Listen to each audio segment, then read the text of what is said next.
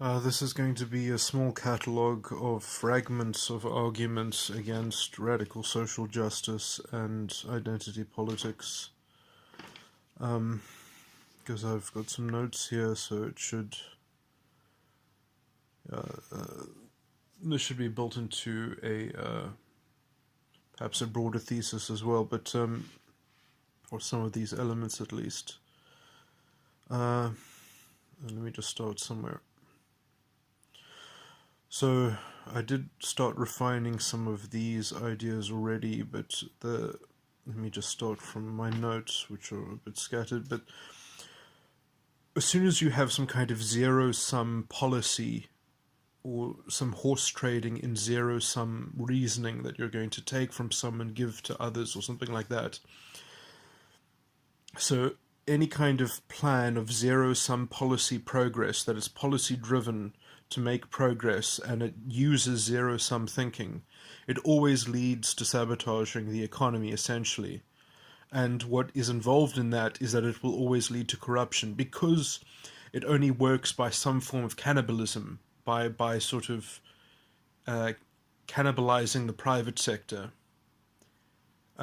Because it always comes at the cost of someone quite dearly to provide that extra extraction, portion of extraction, that gives you the impetus that it must lead to corruption, because generally there's no mechanism to redistribute that extraction in some kind of way that fits the ideological narrative. And so it has to be taken from a particular target and it has to be given to a particular target. And that narrative will never be fulfilled. And so why not just the politician take the money and loot the government resources directly? Because it's never going to find the perfect target. It's never going to be revenued well. So there might as well be some kind of, redirection, or at least some kind of arbitrary filter, because it will always be an arbitrary filter as to who gets that free good, that extracted good from the zero-sum logic. And so already you have to come up with suboptimal solutions to these problems. And the problem is that it has to be labeled as just, it has to be labeled as correct and deserving. And so as soon as you do that, you have to create a kind of fake moral authority, and you have to force everyone to buy into the orthodoxy of that moral authority. And so you've essentially already set up the implements of a totalitarian system. And you've got the thought policing that comes behind it to enforce it, and to make sure that it goes unquestioned, and that it's certainly incorrect and unlawful to publicly attack that kind of policy. And so, you get a kind of hate speech crackdown on political conscientious dissent. It becomes, it paves the way for, and then probably in the early stages they'll say, oh no, we don't want to curb your freedom of speech. It's just that if you make these things publicly, you're going to be the target of some kind of random public violence. And so for your own protection, you must conform to these codes of speech and such. Now, to fit part of making reality and society fit the script of this ideological narrative is implicit in it, is that individuals are not allowed to be exceptional. They have to be regarded as members of their group, and the average of such groups, or whatever, those are the entities which are being compared and that are being addressed in some way. And so everyone has to be a member and branded by their collective subdivision, and they have to belong to their identity like a clan. It's very Nazi-esque in terms of thinking about people. Everyone is an insect of their own race or whatever. It's very disgusting in the essential terms that it uses to define the world. It is inherently racist. I'll come back to that later, but so part of this is that people are not allowed to be exceptional, And in fact, if people are exceptional, it has to be kind of only exceptional in a way that proves the script of the narrative, And so somehow the enemy identity is somehow all has a trust fund, and that the and so much of reality has to be filtered to make the script relevant, and it's mostly not relevant in most cases. And in fact, you have to apportion things according to that system of labels and categorizing the world that you don't even see reality anymore. It just becomes part of this ideological zoo that just fits this repeating script. And so you need, and that is what justifies having to have some kind of furor that redistributes the justice for that script, and so this is the progressive vision that the Nazis, had their worldview centered around as well. That you need a savior of the system. In that way, you need a kind of moral authority that takes control of the state. It is a pseudo-religion. It definitely promulgates itself as an orthodoxy. You have to belong. You have to toe the line. You have to be punished for not doing so. You deserve to be. It's quite vicious in its self-righteousness. And there are two more aspects of that which are worth talking about.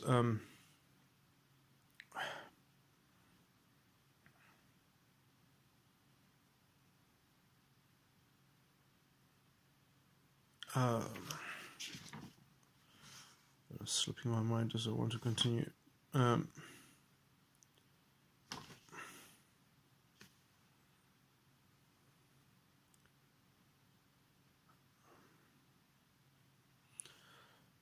So I was just talking about how they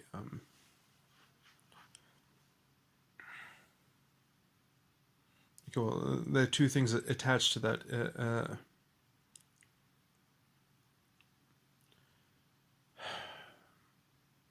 And both of those things are kind of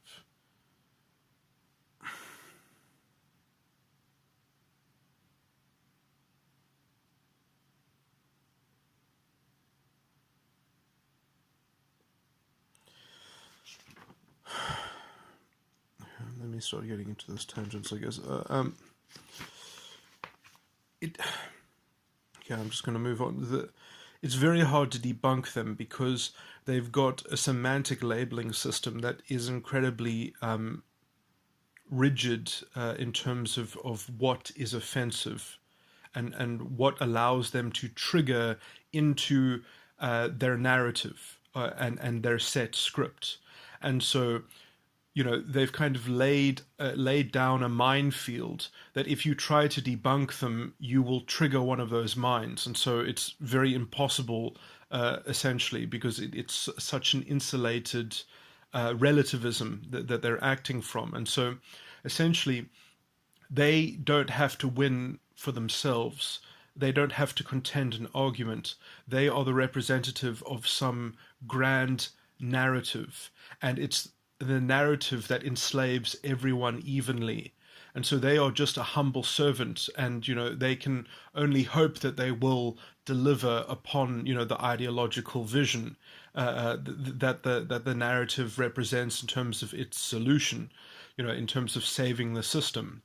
And so everyone must just do their bit and play their part. And if some people are so disgusting, according to this vision, that they won't even take on their part of the collective problem, they won't even take on their label and their role according to this grand script, they're not even going to ideologically toe the line, never mind, do the requisite work according to that script, which is funny as well because their solutions don't even work because they don't even see the reality of the problem.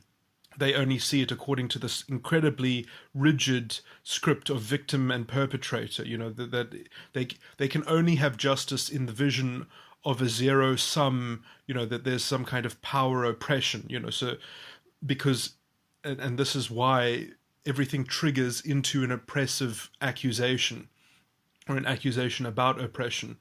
So they're stuck in that binary. There's nothing that exists beyond that or outside of that. And to even suggest that there is, then they've got that's built into their booby trap of, oh well, that's privileged thinking. So it, it's it, it's I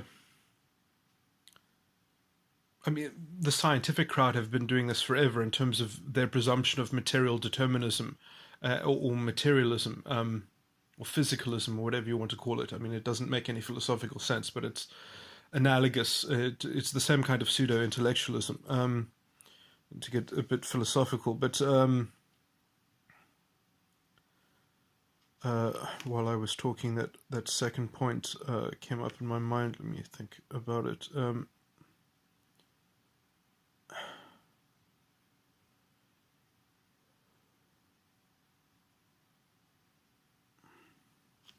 And so, because their basis of reasoning is on the basis of that zero-sum horse trading game, they, in a sense, can't lose. Because if their solutions don't work, it's because we didn't play hard enough and vicious enough in terms of the zero-sum mechanics. Because we didn't take enough, we didn't reappropriate enough, we didn't redistribute enough. There's we didn't reverse the roles enough for long enough. It's like, until there's enough equality in terms of the ledger of historical injustice, then we can't reach that break-even point.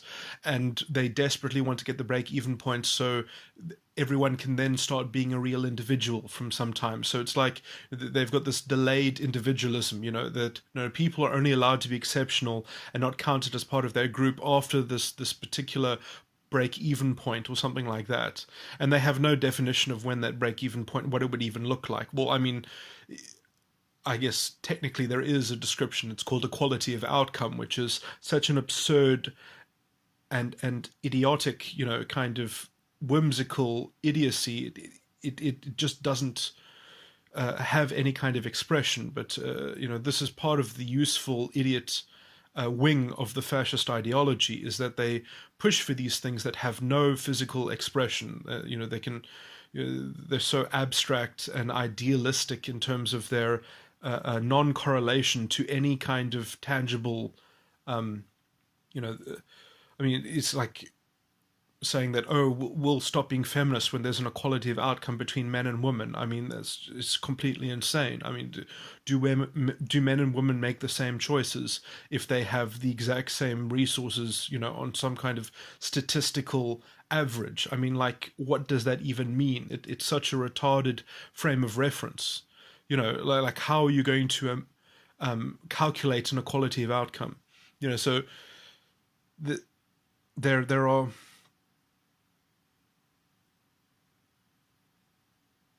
Yeah, this you see already now. I've introduced this line of the thing a bit too quickly, because you see, as soon as you get into dismantling their ideological accusations, you get into talking about describing real situations and breaking them down, and then already they've got their landmine set up, so you can't make any progress. And in fact, you will have said 10 things, which then they will say, okay, let me just, it's just come back to me. Let me say this while I've got it in my head.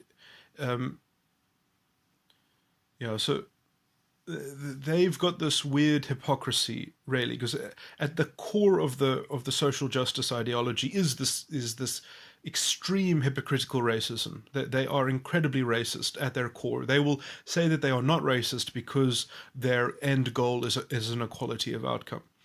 And the other point is collective punishment. So, I mean, they also intrinsically believe in collective punishment, which only happens, and collective justice. That those things only occur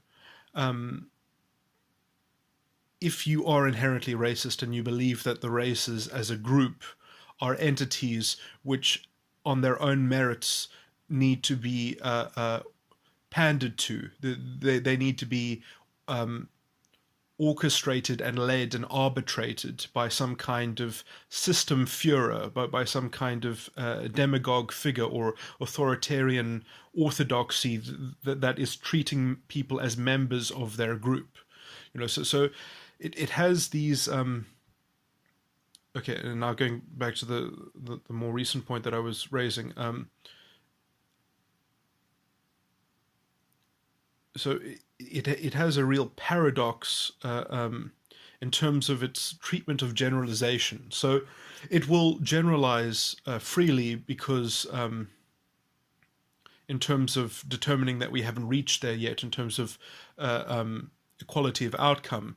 And then if you talk about, well, why aren't we achieving closer numbers or something like that, if you break down like actual things, everything there is just magically attributable to history alone. That people are essentially equal, and they all are exactly the same. So if you ask, are people essentially different based on their racial groups, or are they essentially equal? Like they will say, oh, of course it's equal, but in terms of their reasoning and their treatment of these issues, it's completely hypocritical. It doesn't.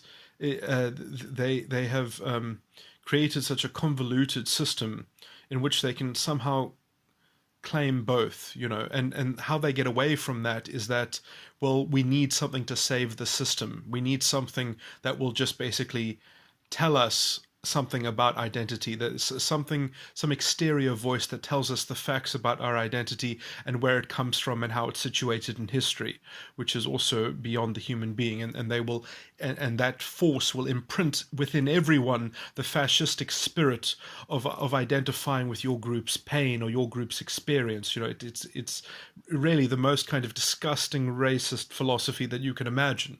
And it's basically what is taught at universities. It is just dished out. This Nazi philosophy is just gushing from supposedly intellectual spheres of public money, and it comes out on the radio stations from disgusting radio hosts like Eusebius McKaiser, who should be locked up. I mean, he's essentially a war criminal, talking about collective punishment like he does. I mean, he doesn't use those terms blatantly, but that is what he is promulgating.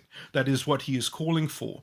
And so it just you have all these useful idiots who are pumping into the same morality, so that I mean, this is exactly what happened in Weimar Germany when they had the dissatisfaction marches, when they had these rounds of just these progressive idiots on the street marching for their dissatisfaction, which gives this kind of moral vacancy for some kind of authoritarian tyrant to tell everyone when the system will be saved. It basically destabilizes democracy, which is what they even try to do intellectually, which is what Eusebius McKaiser tries to do intellectually all the time.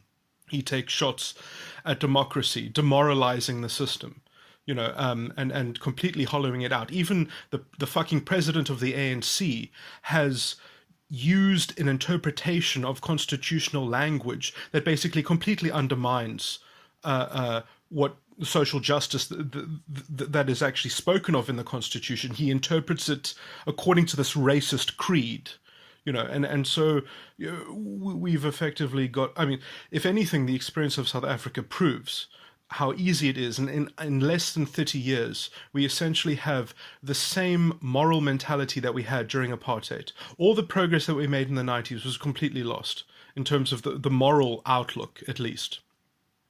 And apartheid is worth understanding from a classical Marxist point of view, and I am a classical Marxist. You have to understand that these sorts of systems, semi-fascistic, are always justified in terms of the poor, and in fact they do operate in the benefit of the poor. In fact, so I mean, apartheid, the rich 0.1% of the elite of any society is always going to do well. Generally speaking, they're always going to be fine. The idea that apartheid benefited the very, very rich. Well, the very, very rich would have found some other way to benefit. They will benefit from whatever conditions are in a society, generally speaking, broadly speaking. Apartheid was orchestrated for the good of poor whites. That's what it was designed to do, and it effectively accomplished that by protecting low-skilled labor the point that I'm just making is that what is happening now is effectively reverse apartheid. Probably it's slightly more corrupt because the state is certainly much bigger. The state has grown, and with this ideological cover of what is effectively reverse apartheid, it has the moral authority to take more, and then it has to do something with this money, and so why not just have it looted, have it corruptly stolen? It's part and parcel of the ideological corruption, essentially. And the point that I'm just making between apartheid and the situation now is just, in under 30 years, we effectively have, if you break it down in terms of, the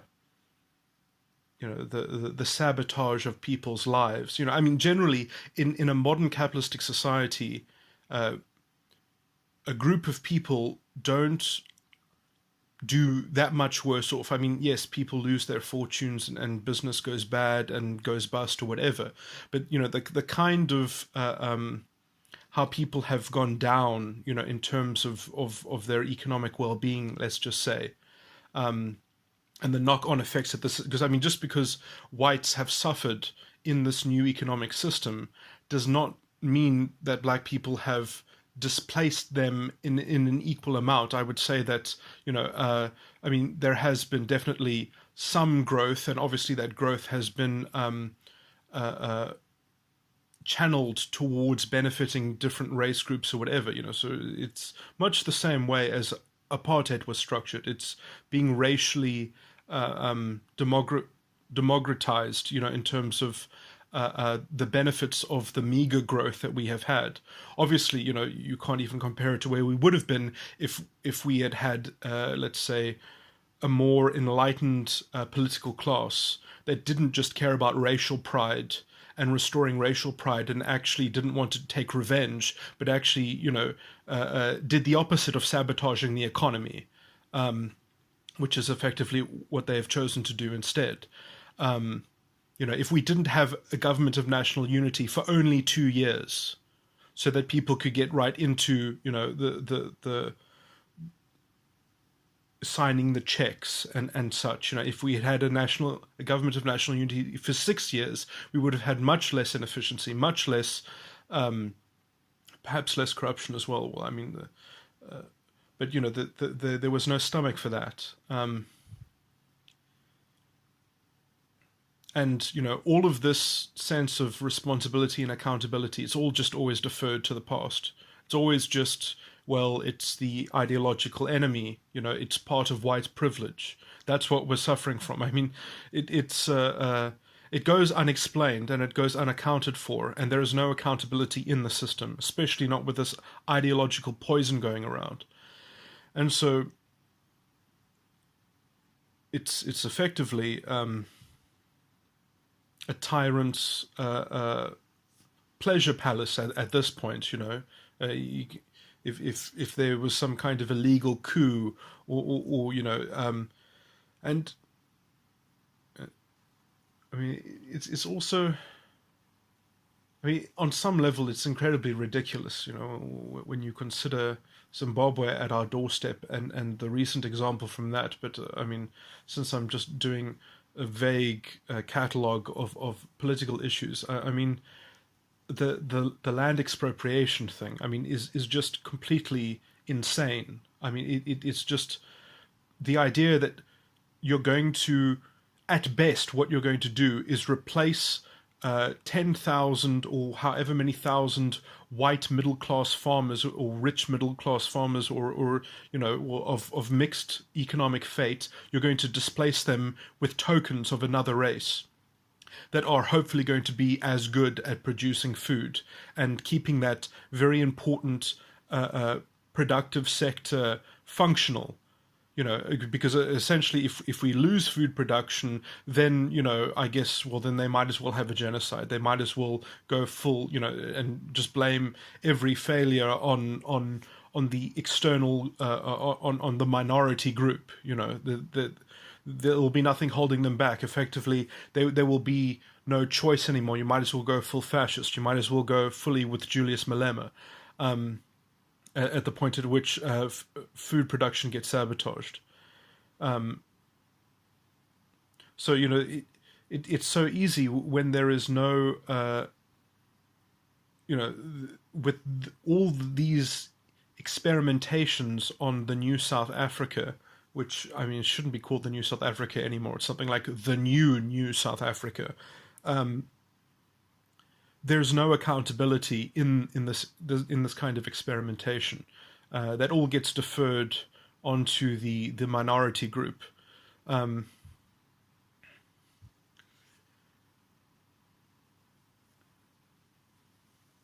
the planning of all this is just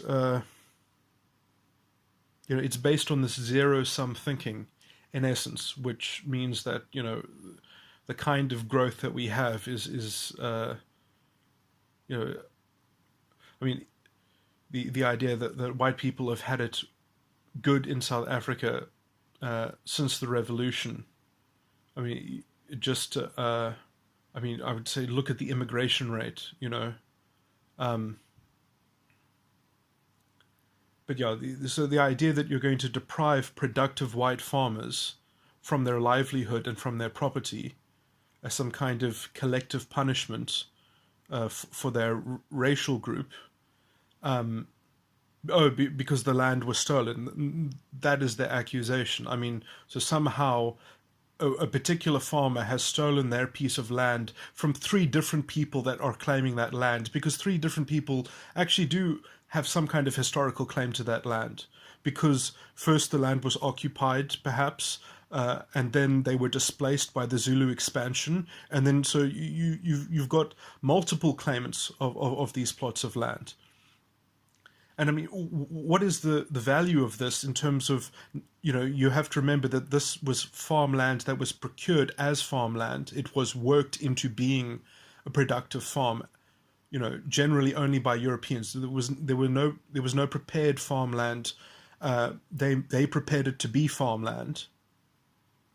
And we are in a country that is full of land, which is owned by the state. And the state can hand that land out, but it's not valuable farmland. So we're going to deprive farmers, productive farmers, from the use of land just so some token can take possession of it and then have to take state investment to hopefully be as good. So it's going to be incredibly costly. I mean, if you just look at what happened in Zimbabwe and the idea that I mean, it's kind of irrelevant, in terms of, I mean, you shouldn't even have to say, look at Zimbabwe. You should just be able to say, in terms of the principle of the matter, in terms of, I mean, it's not as if expropriation is impossible to occur. We have a framework. It just needs to, instead of, in terms of the money that was stolen by Zuma, you probably could have paid for land expropriation in this country.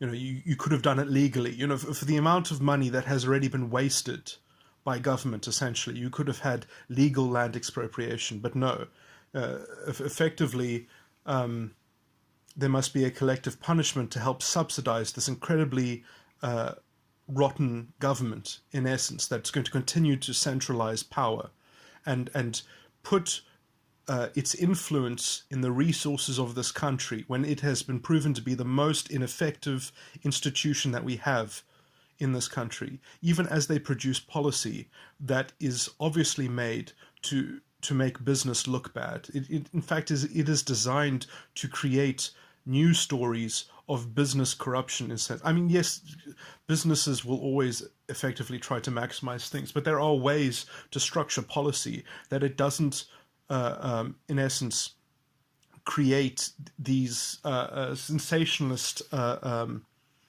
know, there's so many absurd kinds of legislation in place that is effectively designed as a honey trap,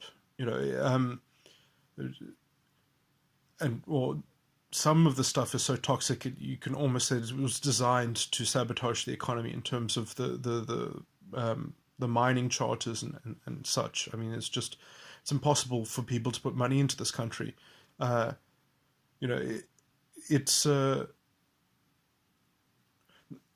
are so many things that just do not make sense at all, that it seems as if there is a concerted effort to engineer us towards some kind of genocide, that the ANC and the EFF are kind of playing both sides. They're playing the middle and they're playing the extreme. And between the two, they're going to get us there. They're going to re-engineer exactly what happened in Weimar Germany. And they're succeeding. I mean, the weird kind of destabilization where you have all these trains that are burning down. That's what they do. As soon as things look like they've calmed down a bit, Obama gives a very good speech that debunks identity politics in a very nice way. So what's the first thing that happens after that? Suddenly they burn down trains and buses. This is fascism 101. And then you've got probably Eusebius McKaiser is probably angling at some new arc, some new emotional arc, in terms of building up shame cases and collective guilt accusations, because if they're not calling for violence, they can just do it the other way by implicitly justifying violence, by talking about structural injustice in very emotive ways and finding effigies to prove this kind of emotional logic, which gets people into the zero-sum rat race.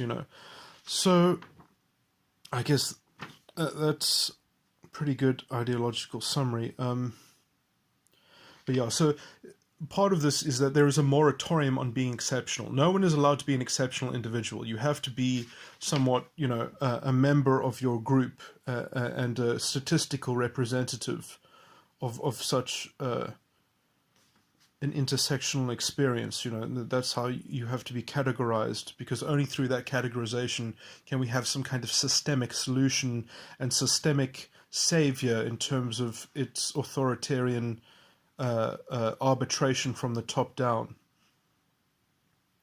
And so even the concept of rights, it gets. I mean, Cyril Ramaphosa did this incredibly badly in terms of, I think, was it a State of the Nation? But it was in one of his maybe it was his inauguration address, I think, where he was talking effectively about destroying the rights of some people because social justice called for it. So essentially some people's rights don't matter because social justice is more important. It was effectively what he was saying, which is in fact the exact opposite of what social justice means in the context of the Constitution. That is exactly the social justice that is meant to be protected. And it is even referred to in the context of how apartheid infringed the rights of individuals. That is how the term social justice is that is the context in which it is raised. So incredibly hypocritical, and it's this kind of moral. There's no backbone in the political establishment. I mean, it's effectively a den of snakes, and they're all trying to camouflage themselves in this, they're all trying to play for being, oh, I can deliver justice for the system. I can be the savior of the system. They're all playing into this moral paternalism, you know, and so they're all trying to bestow justice to the identity. They're all promising, oh no, we will be a better candidate to provide justice for the identity, not justice for the individual, not rights for the individual, you know, and not working out the best intelligent way to do that. But no, justice for the racial fucking identity. That is where we have gotten. In under 30 years, we have come full circle, and essentially we have the same moral filth that governed us during apartheid. We have the same principle is in power again in South Africa, and has gripped the political establishment. And so you just have, I mean, you have people who are effectively should be in jail for their implicit propaganda for genocide, hate speech, you know, for promoting collective punishment. I mean, they are effectively war criminals in waiting just because it hasn't happened yet, just because they haven't sparked it yet. But that is the propaganda that they are spewing, and these people, they have jobs and they're on public fucking radio. Yeah, and in this kind of climate, people are just supposed to continue on. You know, and somehow everything is supposed to grow, and the private sector is supposed to work as some kind of charity case that conforms to this ideology perfectly, that just dovetails with some kind of quota system, and so that there can be no authentic labor market that's based on skills and building credentials. You know, there can be no genuine transformation in such a toxic environment of red tape and coercion. You know, and that all is centered around government power being the solution to everything. And so government gets to tax more because, you know, everyone should give more charitably. So you should do that in the form of tax. I mean, it's, you know, how do you get any kind of authentic progress like that in terms of just concentrating power in a corrupt and inefficient institution that is so, you know, doubling down on this kind of structural solution, you know, and the script, you know, and protecting the script as being the gravy train, you know, as sort of, you know, it reminds me of the story of how they wouldn't deliver textbooks to schools in rural places in KwaZulu-Natal because, well, effectively, they had everything in place. They just didn't want to deliver the textbooks because they want to keep people underdeveloped so they can promise them development, so they can stay in power, because they don't want people to urbanize. They don't want people to be educated, because then they would perhaps see through this. They wouldn't buy into the rhetoric. You know, that you can't sell someone liberation if they are liberated already. And so you've got a catch-22, where you've essentially got a plutocratic system. And why would they actually improve the lives of people unless they controlled everything? They controlled the private economy. So they have to make the private economy look like the bad guy so that they have an excuse to take it over, or they can't make the private economy look like the solution because the ANC wouldn't get votes then. So they have to make the private economy look like the bad guy and government look like the good guy. And so you've got the government providing what essentially should be market solutions, and the government telling that the private economy should act more like a charity. So they're saying essentially that the economy should be like government and government should be like the economy. That is the logic of the current kind of artificial and unsustainable transformation that we have working right now. And, you know, the kind of the strange hypocrisy in this, you know, and the strange scapegoating that goes around this is so toxic. That all they have to do is just double down on that rhetoric, and you've got fascism in one generation, which is, you know, they've been pretty good at engineering it. And this is all essentially from ideological corruption, which is never examined properly, because to try and make black politicians accountable for the state of their own country is just somehow racist. You know, there's this tremendous insulation which is afforded people who are meant to be leaders, but they will only be leaders if they can place the blame at some other group. You know, that is the position of the fascists. So they can never be wrong. They can never be, they can get away with saying anything. They can get away with uttering any kind of nonsense. Who was that Minister of Police was shouting at a member of the opposition party, the leader of the opposition party, the most kind of disgusting racialized, just trying to feed into this den of snakes, so that it will just